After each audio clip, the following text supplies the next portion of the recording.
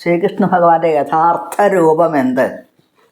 ഭഗവാൻ എങ്ങനെയാണ് വേണുഗാനം ചെയ്തുകൊണ്ട് സാന്നിധ്യം ചെയ്യുന്നത് എന്ന് ഈ അടുത്ത ശ്ലോകത്തിൽ, 5-ാമത്തെ ശ്ലോകത്തിൽ പറയുന്നു.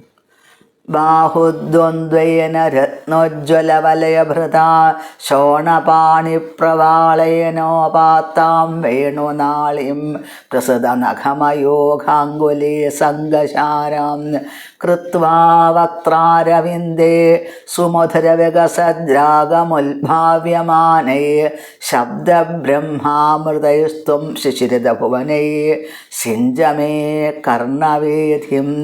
ബാഹുദ്വന്ദ്വേന, ഭഗവാന്റെ യഥാർത്ഥത്തിലുള്ള സ്വന്തം പ്രകൃതം എന്താണ്? 2 കൈയുള്ള രൂപം എന്നാണ്. വേണുഗാനം ചെയ്യുന്ന ഭഗവാന്റെ രൂപത്തിനെയാണ് ഈ ശ്ലോകത്തിൽ വർണ്ണിച്ചിരിക്കുന്നത്. രത്നോജ്വല വലയഭൃതാശോണ പാണിപ്രവാളയനോപാത്താം വേണുനാളിയും, വിശേഷപ്പെട്ട രത്നങ്ങൾ പതിച്ചിട്ടുള്ള മോതിരങ്ങൾ കൊണ്ട് അലങ്കരിച്ചിട്ടുള്ള ഭഗവാന്റെ കൈ വിരലുകൾ, ആ വിരലുകൾ ഭഗവാൻ ചുണ്ടുകളിൽ ഭഗവാൻ ആ വേണു വെച്ചിട്ട് മുരളീഗാനം ചെയ്യുന്ന സമയത്ത് ആ വേണുവിൻ്റെ മുരളിയുടെ ഗാനങ്ങളിൽ കൂടെ ഭഗവാന്റെ മനോഹരമായ വിരലുകൾ സഞ്ചരിച്ചു കൊണ്ടിരിക്കുന്നു എന്നാണ്. അങ്ങനെ മനോഹരമായിട്ടുള്ള വേണുഗാനം ചെയ്യുന്ന സമയത്ത് ഭഗവാന്റെ ഈ ഒരു വേണുഗാനം ലോകത്തിനെ മുഴുവൻ ഒരു ഉന്മാദാവസ്ഥയിൽ എത്തിക്കുന്നതാണ് എന്നാണ് ഇവിടെ സൂചിപ്പിക്കുന്നത്.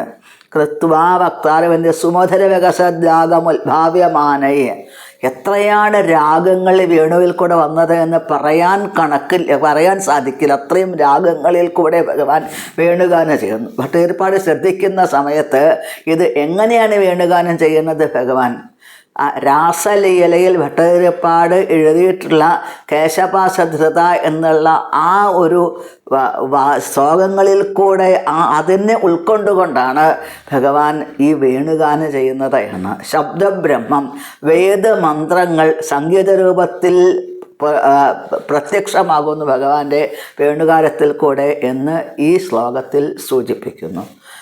ഈ ഒരു വേണുഗാനം എൻ്റെ ആ ചെവികളിൽ എന്നും കേൾക്കാൻ സാധിക്കണേ എന്ന് ഭട്ടതിരിപ്പാട്, എന്നും കേൾക്കണം എന്ന് ഭട്ടതിരിപ്പാട് പ്രാർത്ഥിക്കുന്നു ഭഗവാനോട്. ഹരേ കൃഷ്ണ.